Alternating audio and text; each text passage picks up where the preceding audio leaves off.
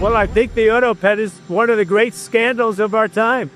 If the Autopen was our president, or to put it a different way, whoever operated the Autopen was our president. There we have President Trump calling out his predecessor, Joe Biden, amid new revelations in this Autopen investigation. This now, as a report from Axios, says that Biden officials raised concerns with how he issued pardons and used the Autopen. House Oversight Committee Chair James Comer leading that investigation. And sir, good morning to you. Thank you for coming back. Let's go ahead and dig into it. Here we go, Axios yet again. There was a mad dash to find groups of people that he could then pardon, and then they largely did not run it by the Department of Justice to vet them, end quote. All right, where are you now, simply stated in your inquiry? Well, we've been bringing in staffers in the Biden administration, key staffers. We started at the bottom. We've been working our way up to the chiefs of staff, trying to determine the process for how President Biden's administration used the Autopen.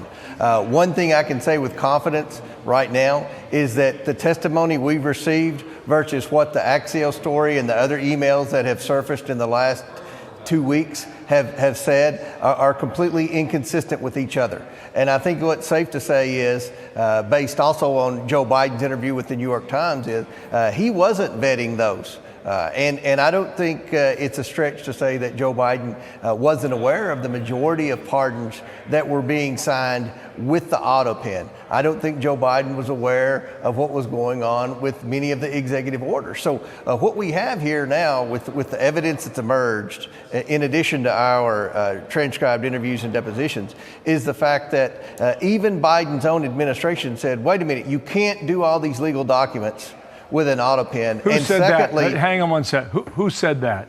The Merrick Garland, high-ranking official in the Garland Department of Justice, was concerned about the excessive use of the Autopen on legal documents. So you're saying today, for the purposes of this interview now, that there were people within the Biden administration, the Biden White House, or was it the Justice Department, who disagreed with the Autopen and the pardons that were coming down? What have you learned about that? It was the Justice Department that disagreed with the excessive use of the Autopen on legal documents. It was the Justice Department that emailed the White House asking, did the president even know who was pardoned using the Autopen? So you take that, and you go with President Biden's one interview he's given post-presidency with the New York Times, and they asked him about the pardon process, and he said he delegated that out. Well, that's not how the pardon process works. Only one person in the world has the ability to pardon, and that's the President of the United States. Okay, so let me go ahead. I don't mean to interrupt you here. I'm just trying to move it along in terms of time here. On screen, guys, go for it. 4,245 granted clemency. That's a lot, and 95% of those occurred in the final 3.5 months of his presidency. Sir, if I could, you put a post on X on Saturday. I'm just going to quote you. You said, another day, another revelation showing Joe Biden wasn't one to call in the shots. There must be accountability. Knowing that this is all past us, where is the accountability? How would that come? Well, I think for one thing, you can question whether or not these pardons and executive orders that were signed in the last 3.5 months, when the president was clearly checked out of office, and there's more and more evidence that shows he didn't know what was going on with the use of that Autopen, I think you can question the validity and the legality of those pardons and executive orders, and that's huge. I mean, I think that it's not a stretch to say that those pardons and executive orders could be easily declared null and void in a court of law, and I think that our investigation will serve as evidence with that. You know, we've got a few more people to bring in. We're bringing in Jean-Pierre Friday.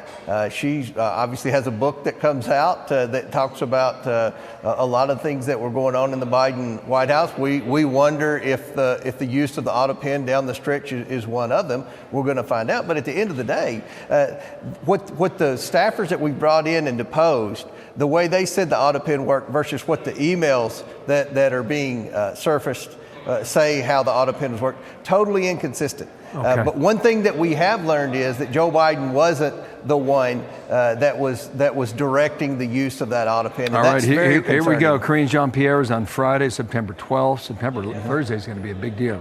Yep. September 11th. And September 18th is next Thursday. Jeff Zients is then former White House Chief of Staff. Thank you, sir, for coming on. We got 100 more questions, but we don't have enough time. But thank you. James Comer, thanks for coming on. Former White House Press Secretary Karine Jean-Pierre told House investigators she did not see a change in former President Joe Biden's competency over several years, but she acknowledged he was not the same speaker he was when she met him. Jean-Pierre was the latest in a string of former Biden White House officials to be interviewed by House Oversight Committee investigators over an alleged cover-up of the ex-president's mental acuity.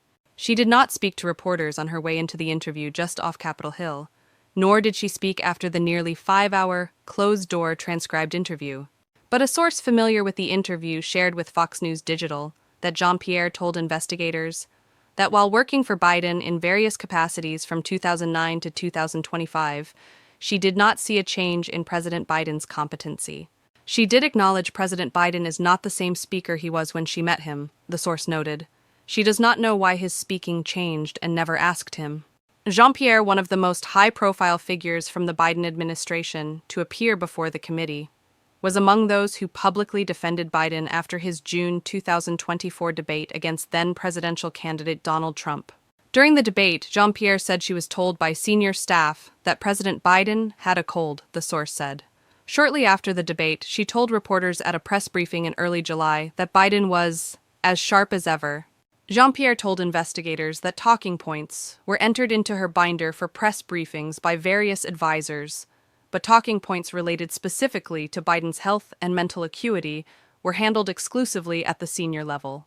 She cited the cheap fakes talking point, which at the time, Jean-Pierre charged, were people online manipulating videos of Biden to mislead the public about his health and cognitive ability.